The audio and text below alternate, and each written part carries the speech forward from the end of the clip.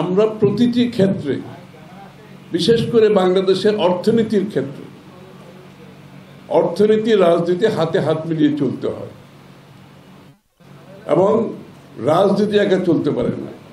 আমরা রাজনীতিতে যখন গণতন্ত্রের কথা বলি, অর্থনীতিতে যদি গণতন্ত্র না হয় তাহলে রাজনীতি চলতে পারবে না।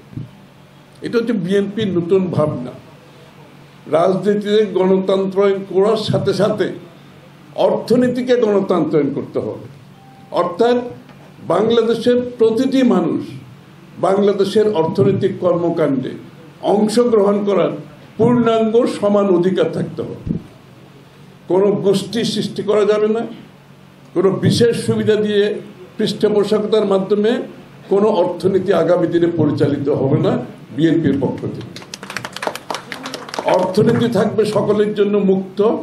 শহীদ জিয়াউর রহমান সাহেবের যে ভাবনা, যে চিন্তা, একদলীয় সরকার চালিত অর্থনীতি থেকে মুক্ত বাজার অর্থনীতির কনসেপ্টই ছিল এটা, যেটা লেভেল প্লেইং ফিল্ড সৃষ্টি হবে, প্রত্যেকটি নাগরিক সমানভাবে অর্থনীতিতে অংশগ্রহণ করতে পারে।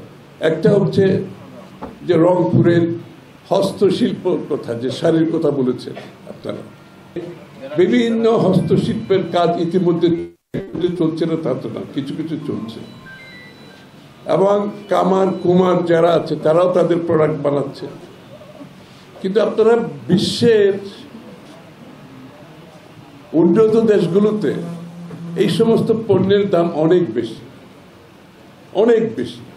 এই যে তাঁত শিল্পের যে পণ্য, হাতে যেগুলো বানায়, আপনারা যে কামার কুমাররা যেগুলো হাতে বানায়, যে শাড়িগুলা মণিপুর ইত্যাদি সহ যেগুলো আছে, এইগুলোর যে বিশাল বিশ্বজুড়ে সম্ভাবনা, সেদিকে আমরা কিন্তু কোনো বিগত দিনে কোনো সরকার চিন্তা করেনি। আর এগুলো বিক্রি হওয়ার জন্য এখন কিন্তু দোকানে বাজারে যেতে হয় না। ওই থাইল্যান্ডে আছে concept one village one product, যে আপনার এলাকায় আপনি এই পণ্যগুলো তৈরি করবেন, অনলাইনে আপনি বিক্রি করে দেবেন অ্যামাজনের মাধ্যমে। অ্যামাজন তো নিশ্চয়ই আপনারা এখন সবাই চেনার কথা, সবাই কিন্তু অনলাইনে এখন পণ্য কিনে আরম্ভ করেছে সবাই। এই যে গ্রাম থেকে সরাসরি আপনি এক্সপোর্ট হবে এগুলো, এই যে এই সাপোর্টগুলো আমরা আগামী দিনে সিদ্ধান্ত নিয়েছি যাতে মাইগ্রেশন না হয়, যাতে মহিলারা পুরুষ তার যার এলাকায় থেকে এই কাজগুলো করতে পারে।